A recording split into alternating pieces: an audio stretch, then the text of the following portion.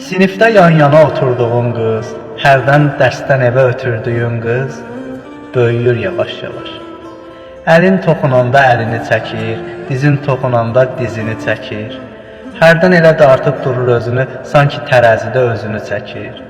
Görən bu qız axı nə yeyib içir, boyda səni ötüb biraz deyəsən, yoxsa vaxt onun üçün daha tez keçir, səndən tez böyüyür bu qız deyəsən. Sən onun taxdığı sırğalara bax, elə bil ki, gül açıb qulaqları, saçları ilbəyli qısalır ancaq uzanır ayaqları. Onu dərsdən evə ötürəndə sən biraz da aralı gedirsən, niyə? Hərdən oğlanların ona zillənən oğrun baxışını güdürsən, niyə? Niyə qısqanırsan onu sən axı?